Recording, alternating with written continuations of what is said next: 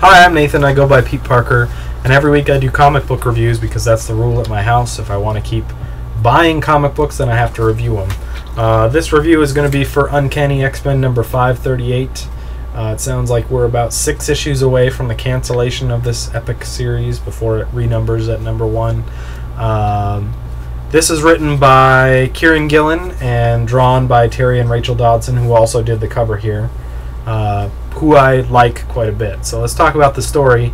So back in Astonishing X-Men, the first Astonishing X-Men series, the X-Men went to this break world place and they totally threw off this race of people. This race of people were they only lived as warriors and survived as whoever's the strongest continues to survive. So the weak was always killed, and there was no such thing as diplomacy or anything like that. So when the X-Men came, eventually Colossus overthrew the most strongest and powerful guy on the planet and became their break world or power lord or something. Power lord, I think.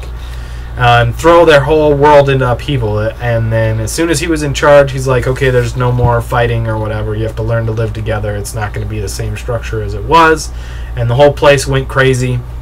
So a bunch of refugees from that area, including the guy that he beat, Croon, I think his name is, left the planet as refugees and came to Earth seeking asylum because they didn't know how to handle themselves anymore. And so as soon as they're settled in, and Magneto asks Croon a question about that giant bullet that they trapped Kitty Pryde in and shot at Earth, the metal that's associated with that, Croon knocks out Magneto and takes his powers apparently, and goes on this kind of hunt for Kitty, more or less. And Kitty leads him around to different people, ending at Wolverine in the last issue, where they are about to fight. And this is the end of the Wolverine-Croon fight, basically, where he said, nothing is fine as a reputation merited, and you are everything they say.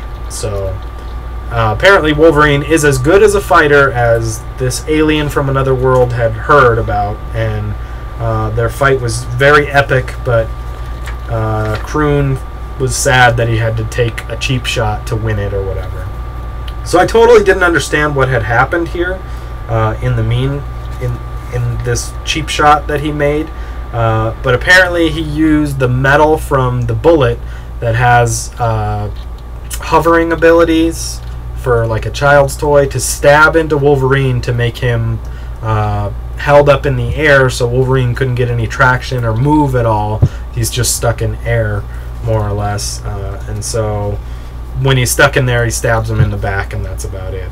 And then from there, we have Kitty Pryde running around, helping, saying things, and everybody can hear her, and helping people that have been wounded.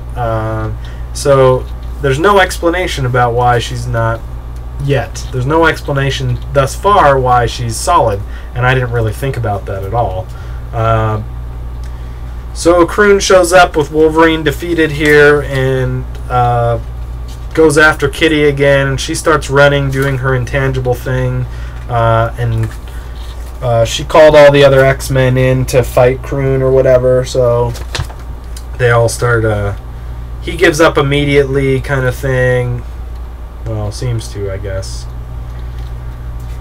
And he starts running away. He does some kind of mask thing and runs away to find his lady friend or whatever. And when he does find her, Kitty Pryde finds her at the same time on this disc thing. Now, if you remember my review of the last issue, I didn't understand why this chick, his number 1 chick or whatever, was killing Kitty Pryde on this weird circle thing. But there's a point to it.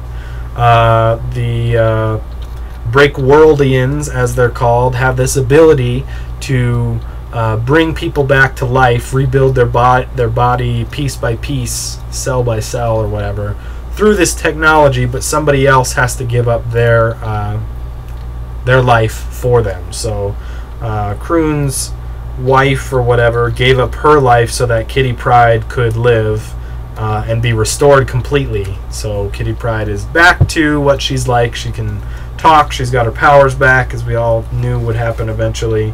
And Kroon is really upset about that, so he gives up his life to make his wife or whatever get rebuilt.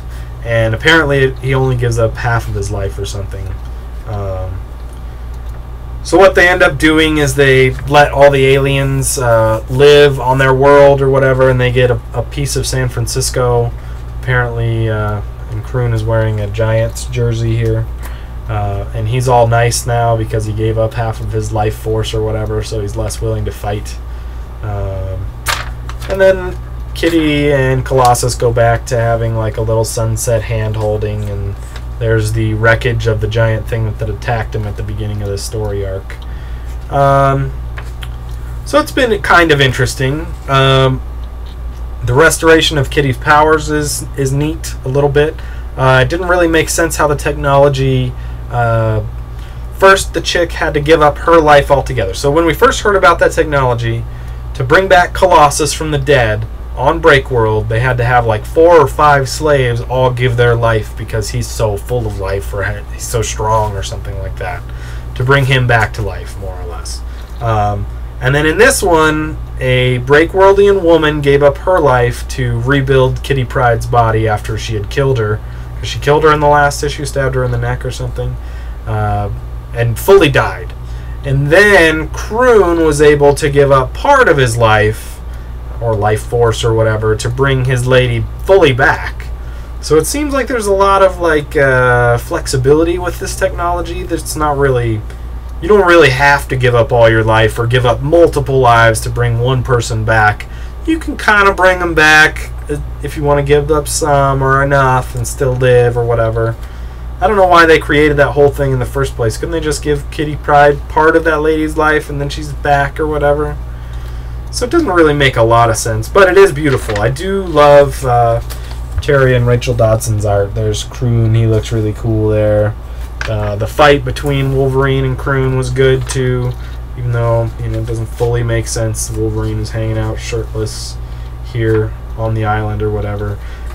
And then if Kitty Pryde's like built from scratch again, I don't know why exactly she has blood all over her blouse again. There's a lot of like little things that make you go, well, that's kind of weird, but whatever, right? And then at the same time, there's the team of X-Men that she went and got includes Hope, which I thought she was out with her white lights or whatever they are, looking for new mutants. And Angel with his angel look, which I thought he was like chained up in the X-Force Mansion mountain thing. So I don't know. I mean, Psylocke would have been with that team in Age of Apocalypse or whatever. And then all of these characters are fighting against the evolutionaries in the X-Men story. So it's kind of confusing, right? I guess at this point with the Marvel books, you just have to, read one and be like, okay, if somebody's in here, they're in here. It's not a big deal. Who cares where else they are at the same time or whatever, or when these things happen, right? And I've realized that the status quo at Marvel has been for a long time that if it's a good story, the good story trumps continuity, more or less. But up until very recently, it hasn't been as bad as this, I think. It's not all over the place all the time.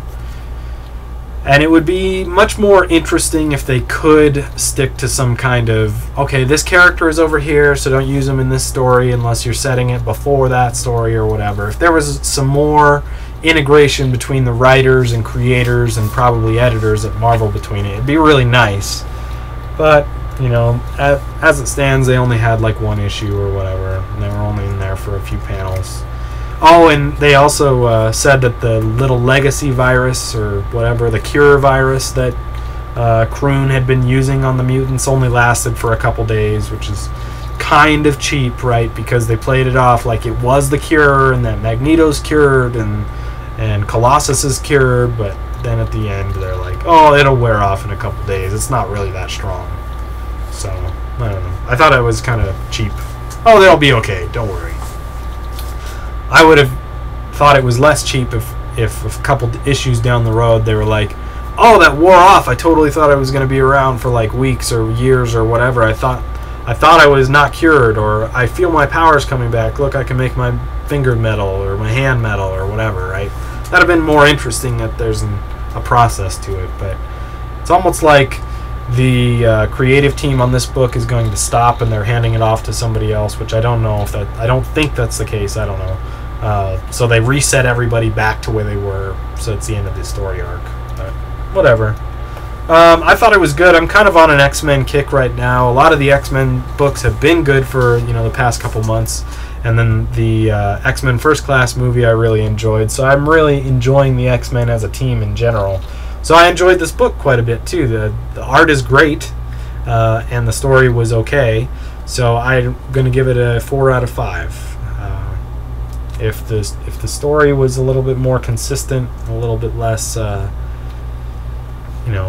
there or flexible with all the rules that happen or whatever, then it probably would have been better. But there you go, 4 out of 5. Uncanny X-Men 538. 6 more issues of this to go before they start over at number 1. So there you go.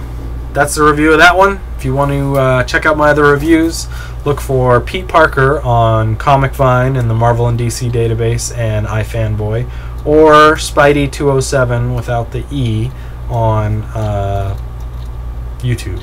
So there you go. Thanks a lot for listening, and we'll talk to you next time.